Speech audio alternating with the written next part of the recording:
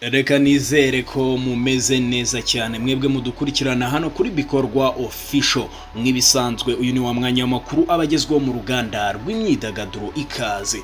Inkuru tugiye kubagezaho turayikesha ikinyamakuru cy'inyarwanda ngo bimeze bite rero. Imyaka irashize ari 3 indirimbo ya Bruce Melody na Koffi Olomide iheze mu kirere. Ikibazo rero twibaza, iyi ndirimbo yaheze mu maboko yande?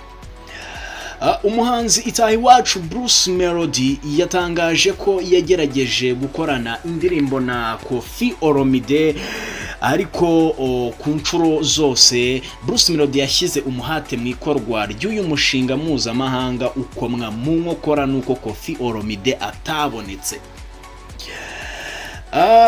Ibi yabitangaje mu gihe yigeze kugaragara ari mu biganiro na Koffi Olomide byabereye mu Bufaransa, ubwo bari bitabiriye igitaramo bombi. Icyo gihe yari kumwe n'ikipe isanzwe imufasha umuziki.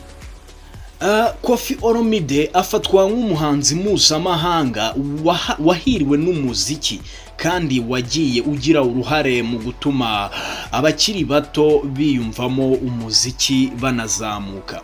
Uyu mugabo wo muri Repubulika Iharanira Demokarasi ya Kongo yakoze ibitaramo bikomeye ku isi kandi agwiza igikundiro, bituma hari abahanzi baba bifuza gukorana nawe indirimbo benshi cyane.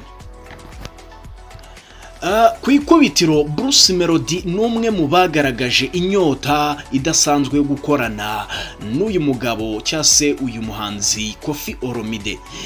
Mu ijoro rya tariki ya 4 Ukuboza muri 2021, ubwo Koffi Olomide yakoreraga igitaramo gikomeye muri Beka Arena, nibwo yahuye na Bruce Melody.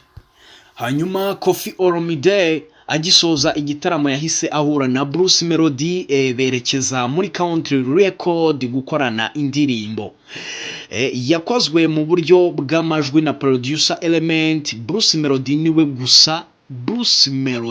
gusa waririmbye muri iyi ndirimbo. Koffi Olomide ntiyigeze aririmba icyo gihe, ariko byateganywaga ko nawe agiye kurekodinga ijwi rye rigashyirwamo.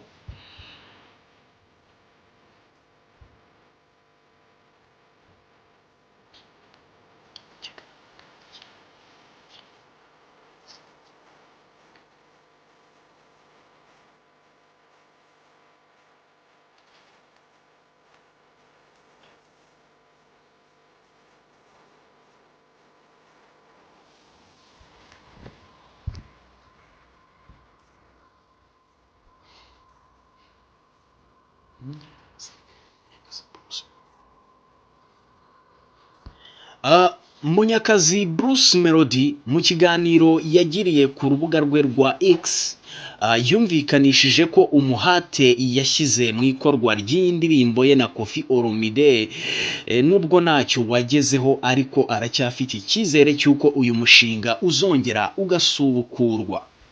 So Bruce Melody yavuze ko uyu mushinga w'indirimbo wagiye ukomwa mu nkokora n'ibintu byinshi bitandukanye, ariko kuko ngo Koffi Olomide ahari kandi babiziranyeho igihe icyo aricyo cyose n'ubundi ngo bazahura uyu mushinga bawukoreho.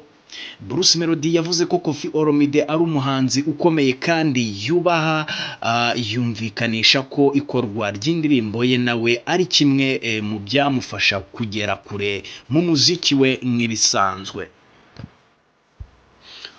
Uyu muvuye Koffi Olomide n'umwe mu bahanzi b'ibihangange ubundi umugabane wa Afurika ufite.